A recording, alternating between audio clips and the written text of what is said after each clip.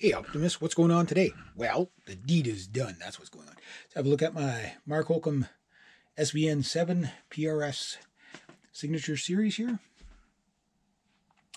Well, the deed is done. It's not tuned.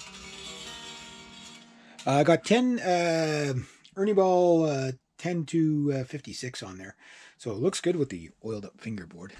Wish there was a little bit better lighting in here so you could see it a bit better. But just coming down there like that. Give you the big, yeah, the big view. So it's kind of funny how, like, with the wide angle camera, the actual angle, it, like, the guitar, it changes the shape of the guitar. That's what I'm getting at, I guess.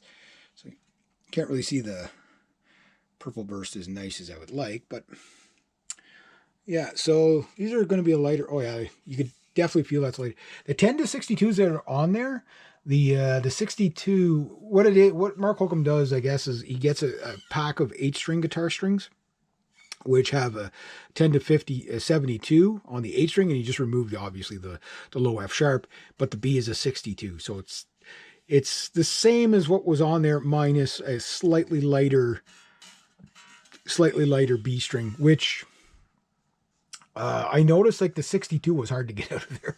It fits in there just. So this is the 10 to 56. I also have 10 to 59s.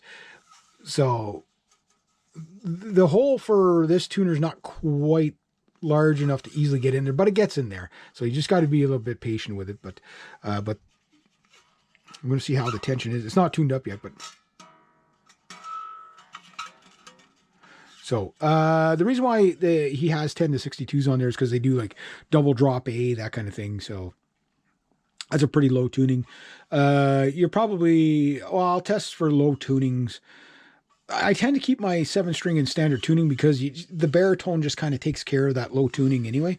And then if you drop down the B to, like, an E, it sounds really wild. Yeah, you can go to, like, double drop G with the 10 to 62s, I'm sure. With the 10 to 56, we'll figure out how low you can actually, whatever that note is there. Yeah. So I'll tune this up and have it ready. So I'm down to only 3 guitars left to string up. And then, however, today I broke a freaking string on my 12-string that I just stringed up. I'm having so much problems with that poor 12-string. I don't know what to do, guys.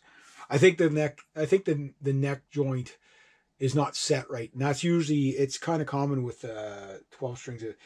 The neck's kind of, that's probably why it was a B stock guitar. But I'll never buy a B stock guitar again in my life because you can't always see what the problem actually is. So I guess the glue they used for the neck wasn't good enough for my 12-string tack there. So anyway, but this guitar has been great. So we're going to see what it's like with the 10 to 56 on there. And then I probably should have put the 10 to 59s on there first.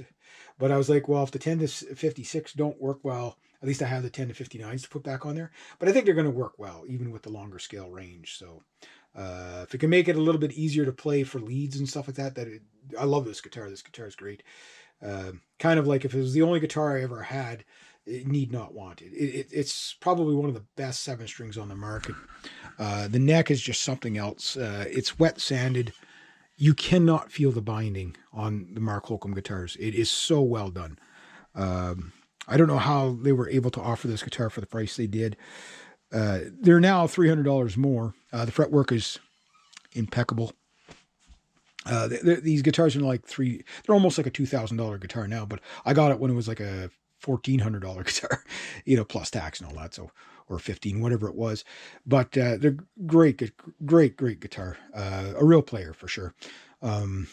You're going to find yourself, if you buy one of these, once you get used to the scale length, and I got big monkey hands, so I'm okay with the scale length, but you do have to work a little harder.